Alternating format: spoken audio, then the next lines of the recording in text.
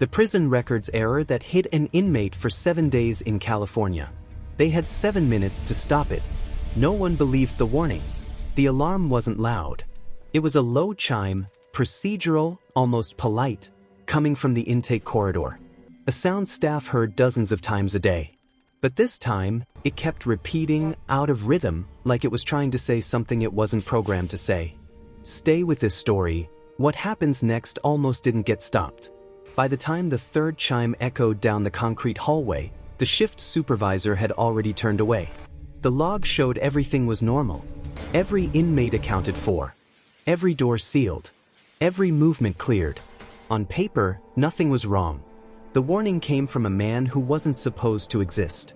His name appeared once, briefly on a transfer screen, then vanished. No photo. No intake number.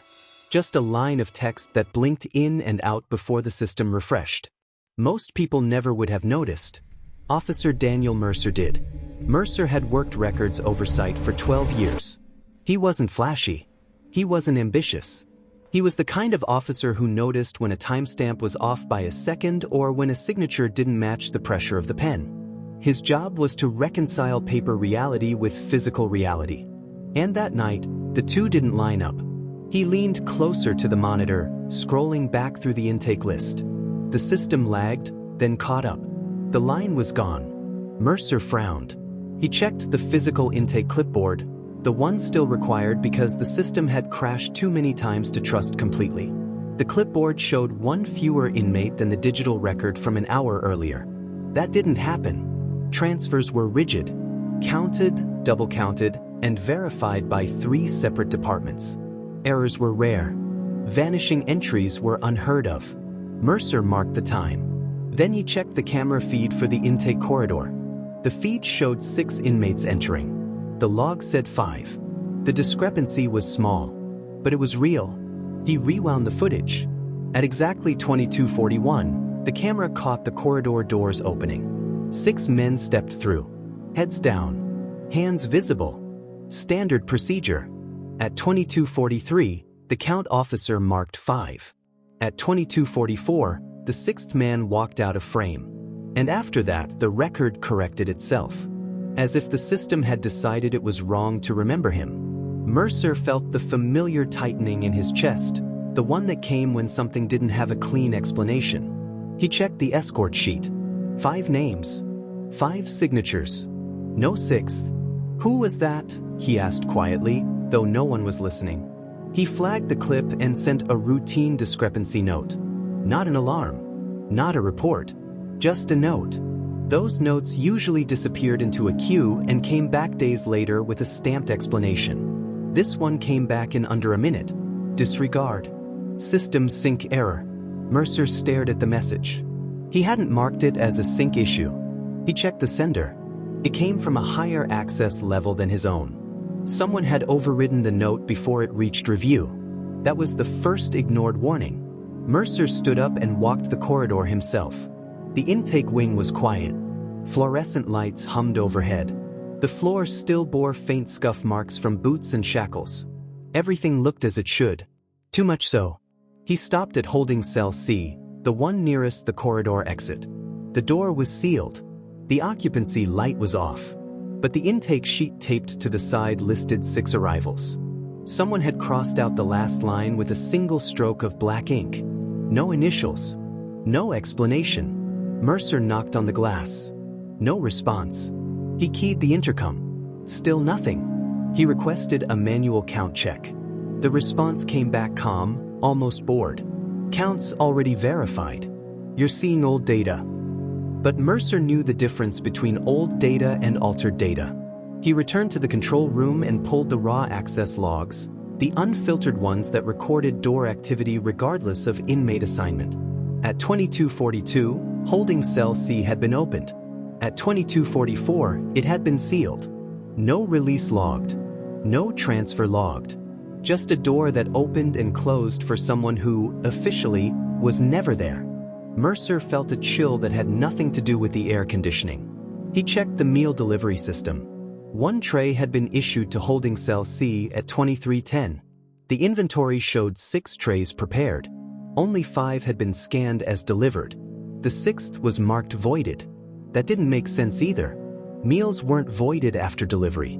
They were eaten or returned. He checked the waste log. No return. The system insisted the tray never existed. Mercer leaned back, rubbing his eyes. This wasn't a glitch. Glitches left noise. This was quiet, intentional. Someone had edited reality to match the paperwork. He escalated the issue. Not loudly, not dramatically. He sent a structured inquiry to Central Records with attached timestamps, camera stills, and door logs. The kind of inquiry that forced a response. The reply came back faster than before. No action required. Records consistent. Close item. That message carried a digital signature he had never seen used for something this minor. Mercer checked the authorization trail. The override had come from an administrative terminal that wasn't supposed to be active during night shift. Someone with the right clearance was awake and watching. Mercer's pulse quickened, but he kept his movements slow. He didn't want attention. He wanted confirmation. He checked the inmate locator, an internal tool that showed real-time positions based on wrist tags and movement sensors. The system returned 5 signals in the intake wing. But there was a 6th signal blinking at the edge of the map. Unassigned. No name. No location label. Just a dot. Hovering between 2 sections. As if the system didn't know where to put it. Mercer froze. Unassigned signals were supposed to trigger an automatic lockdown. They didn't just sit there. He zoomed in. The dot flickered. Then disappeared. The locator refreshed. 5 signals. Normal. Mercer exhaled slowly. This was bigger than a bad entry. This was a system choosing what to acknowledge. He documented everything offline. Printed copies. Photographs of the screen. Notes written by hand. Then he did something he wasn't supposed to do. He checked the historical logs. 3 months back. Same corridor. Same holding cell. Same pattern. A brief discrepancy. An override. A correction. Always resolved within minutes. Always dismissed as error. Always involving intake. Always involving one extra body. Mercer realized the warnings hadn't been ignored because they were rare. They'd been ignored because they were familiar. Whatever was happening had been happening quietly for a long time. He closed the logs and sat back, listening to the hum of the room. The prison was calm, secure, accounted for, and lying. His radio crackled. A supervisor's voice, casual but direct. Mercer, step away from the terminal. We'll handle the rest. Mercer didn't move. I need clarification, he said. There's an unaccounted movement. The pause. Then, there is no unaccounted movement. Mercer swallowed. Then who was the 6th intake? Another pause. Longer this time. Finally, you're tired. Go home. The line went dead. Mercer stared at the blank screen. The system had spoken, and it had decided the truth was inconvenient. He gathered his papers and slid them into his bag, heart pounding now. Whatever this was, it didn't want scrutiny. It wanted silence. As he shut down the terminal, one last notification appeared. A maintenance alert. Cell C, status updated. He reopened the access log. Holding Cell C now showed unoccupied, all day. Every entry before midnight had been rewritten. No door activity. No meal. No inmate. The past had been edited. Mercer stood there, the weight of it pressing down on him. Because if records could be changed this cleanly, then somewhere inside the facility, someone could exist or disappear without anyone ever knowing. He reached for the printed logs one more time. But when they checked the logs, everything changed. The mistake wasn't that no one believed Mercer. It was that everyone believed the system more. By morning, the intake wing looked exactly as it always did. Floors cleaned. Clipboards reset. Digital dashboards green across the board. The night shift anomaly had been folded neatly into routine. Mercer returned for his next shift with a quiet determination and a knot in his stomach. He hadn't been reprimanded. He hadn't been questioned. That worried him more than either. When institutions want something buried, they don't argue. They smooth. He checked his inbox. No follow-up. No audit request. No escalation ticket. His inquiry had vanished from the queue as if it had never been submitted. Mercer sat down and logged in again. His access level had changed. Subtle, almost polite. Still enough to do his job, but certain menus were now grayed out. Historical comparisons. Raw sensor data. Manual overrides. He hadn't been told. That was the second warning. Mercer did what careful people do when their tools are taken away. He observed. He watched the intake wing for the rest of the day, not through dashboards but through patterns. Shift changes. Meal deliveries. Escort timing. The rhythm of movement that defined the prison's pulse. Everything looked correct. Too correct. At 14:20, a transfer bus arrived. 4 inmates disembarked. 4 escorts. 4 wrist scans. 4 meals scheduled. At 14:22, the camera feed showed 5 figures moving through the corridor. The 5th wasn't an inmate. It was an officer. But the count still lagged by 1. Mercer watched as the escort log adjusted itself automatically, reclassifying the extra body as staff. The system hadn't miscounted. It had reinterpreted. That was when Mercer understood the scope of the mistake. The system wasn't broken. It was adaptive. He began cross-referencing quietly, paper forms against live feeds, delivery carts against inventory logs. Every inconsistency resolved itself within minutes, always toward the same outcome: fewer bodies, cleaner numbers. He found a pattern. Discrepancies only occurred in transitional spaces. Intake, holding, medical observation, temporary isolation. Places people weren't meant to stay long. Places easy to erase. Mercer requested a meeting with records compliance. The meeting was scheduled for 15 minutes. It lasted 3. The supervisor didn't sit. "Daniel," she said, not unkindly, "you're chasing shadows." "I'm chasing numbers that don't add up," Mercer replied. Repeatedly. Predictably. She shook her head. The system reconciles discrepancies automatically. That's the problem. She smiled thinly. The system is designed to reduce human error. And if the error isn't human? The smile disappeared. She closed his file without looking at it. "You're overstepping. We don't need independent audits." Mercer left knowing he'd crossed an invisible line. The mistake, he realized, wasn't administrative. It was philosophical. Everyone assumed records described reality. No one considered that reality might be adjusted to fit the records. That afternoon, a medical officer flagged a missing chart. A routine psych evaluation, scheduled and then gone. The inmate assigned to it had been released back to general population without documentation. No one remembered escorting him. The wing's supervisor shrugged. If there's no chart, there was no evaluation. The inmate himself was quiet when asked. He insisted he'd spent the night in medical. Described the room accurately. Named the nurse. The nurse denied it. Security footage showed nothing. The inmate was written up for falsifying statements. Mercer watched this unfold from a distance, heart pounding. He pulled the raw camera index, what little he still had access to, and noticed something chilling. The camera for that medical room had logged activity. But the footage file size was 0, a file that existed, and contained nothing. That evening, Mercer checked the staff roster. A name caught his eye. Holloway, Systems Integrity. He'd never seen that position before. He searched the internal directory. No photo, no extension, just a permissions list longer than anyone else's. Holloway appeared in the logs whenever discrepancies were resolved. Not as an editor, as a validator. Mercer requested a meeting. The request was accepted within seconds. They met in a conference room with no windows. No clocks. Just a long table and a single terminal at the far end. Holloway arrived late. He was unremarkable in every way. Average height. Neutral expression. No visible rank. He didn't sit across from Mercer. He sat beside him. "You're asking the wrong questions," Holloway said calmly. Mercer kept his voice steady. "I'm asking why records don't match events." Holloway nodded. "They do match.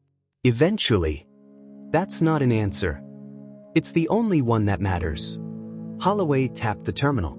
A timeline appeared. Hundreds of entries scrolling by, movements, counts, corrections. "You think the prison is a place," Holloway said. "It isn't. It's a process." Mercer frowned. "People aren't processes." "No," Holloway agreed. "They're variables." He scrolled. "Every system has noise," Holloway continued. "Human behavior is noisy. Records exist to reduce that noise. By deleting people? By resolving contradictions." Mercer turned to him. "You're changing the past." Holloway didn't flinch. "We're choosing which version of it matters." The words hung in the air. "Why?" Mercer asked. Holloway finally looked at him. "Because unresolvable discrepancies cause audits. Audits cause investigations. Investigations cause exposure." "Exposure of what?" Holloway closed the terminal. "Of things that cannot be corrected after the fact." Mercer felt cold. "How many?" Holloway stood. "Enough." He paused at the door. "You noticed because you still believe the system serves truth. That belief is inefficient." The meeting ended. No threats. No warnings. Just an assumption that Mercer would understand. That was the mistake. Mercer didn't back off. He copied what little access he had left. He memorized patterns. He spoke quietly to staff who still trusted him. Then something escalated. An inmate failed to appear for count in General Population C. The system showed him transferred. No transfer order existed. His bunk was empty. His cellmate insisted he'd been there an hour earlier. The man's name was scrubbed from the roster by the next count cycle. That time, the discrepancy didn't resolve quietly. Family called. An attorney filed a motion. External oversight requested confirmation of custody. For the first time, the system couldn't smooth it over fast enough. Mercer watched as administrators scrambled, logs rewritten, narratives aligned. And then, too late, they realized the problem. The inmate had been alive. He hadn't been released. He hadn't been transferred. He had been misplaced by a system that corrected itself too well. Now, there was no record of where, and no way to prove he had ever been there. The cost of ignoring the warnings was no longer theoretical. It had a name, and someone was missing. As the facility went into controlled review, Mercer received a single message on his terminal. "Do not pursue further." But when he checked the live map, one unassigned signal flickered back into existence, deep inside a section marked inactive. The mistake had already happened, and time was running out. The signal shouldn't have been there. Inactive sections didn't broadcast. They didn't report occupancy, movement, or biometrics. They were sealed from the system by design. Dead zones meant for renovations, emergencies, or areas officially removed from use. Yet the marker pulsed faintly on Mercer's screen. Unlabeled, unassigned, alive. Mercer stared at it for a long moment, listening to the quiet hum of the control room. No alarms. No alerts. The system wasn't panicking. It was pretending nothing had changed. He copied the coordinates by hand. Logged out. Logged back in. The marker was still there. That was the truth breaking through, not loudly, not dramatically, but stubbornly. A fact that refused to reconcile. Mercer didn't report it. He stood, grabbed a visitor badge from an unlocked drawer, and walked. Every step through the corridor felt heavier than the last. Not because of fear, but because of certainty. He wasn't chasing a theory anymore. He was following a trail the system had failed to erase in time. The inactive wing sat beyond medical, past two locked gates rarely used. Mercer expected resistance. There was none. The first door opened with his badge. The second required no scan at all. That was the first physical sign of failure. Inside, the air was colder. Lights dimmed to a low operational glow. Dust lay undisturbed along the edges of the floor, except for a narrow path of footprints, recent, deliberate. Mercer followed them. The corridor ended at a single occupied cell.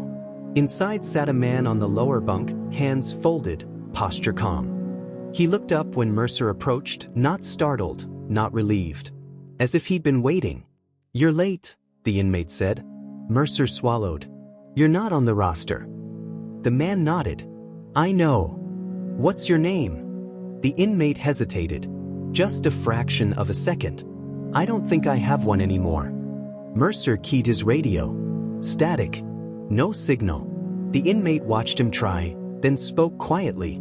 "They don't come down here. Not unless they have to." "How long have you been here?" The man looked at the wall. Long enough for the counts to stop making sense. Mercer checked the wristband. No barcode. No chip. Just skin. "You were never transferred," Mercer said. "I was," the man replied. "Just not the way the records say." He explained without drama. During intake, a discrepancy appeared. 2 men with similar identifiers, one scheduled for transfer, one for segregation. The system flagged a conflict and auto-resolved it. One record was corrected. One body was moved. "Down here." "They said it was temporary," the inmate continued, "until the audit passed." Mercer felt the weight of it settle. "How many?" he asked. The inmate shrugged. "I've heard voices before. Not recently." The truth was no longer abstract. The system didn't remove people maliciously. It removed inconsistencies. And when a person became one, they were treated like corrupted data, isolated, hidden, forgotten. Mercer escorted the inmate out. Alarms didn't sound. Cameras didn't swivel. The system didn't fight back. It adapted. By the time they reached medical, Holloway was waiting. He didn't look surprised. "You shouldn't have come," Holloway said evenly. "You knew," Mercer replied. Holloway nodded. "We all did. Eventually. You left him there. We preserved system integrity. At the cost of a human being." Holloway's voice hardened. "At the cost of instability if we hadn't." Mercer gestured to the inmate. "This is instability." Holloway looked at the man, then back at Mercer. "This will trigger oversight." "It should." "And when they come?" Holloway asked. "When they find the discrepancies you don't even know exist?" Mercer answered without hesitation. "Then the system will finally have to match reality." Holloway stepped aside. No resistance. No confrontation. Just acceptance. The review that followed was quiet, controlled, incomplete. Officials cited clerical errors. Policies were revised. Access logs expanded. No one was fired. No one was charged. The inmate was transferred, this time properly, his records rebuilt from fragments. The inactive wing was sealed permanently. Mercer resigned weeks later. Not in protest. In clarity. He understood now. Systems don't fail loudly. They fail politely, efficiently, in ways that look like order. And if no one questions the record, reality becomes optional. As Mercer left the facility for the last time, the intake dashboard refreshed behind him. All indicators green. Everything reconciled. But somewhere in the archive, a 0-byte file still existed. A record of nothing. Proof that this could happen again. And next time, someone might not notice the signal blinking back to life.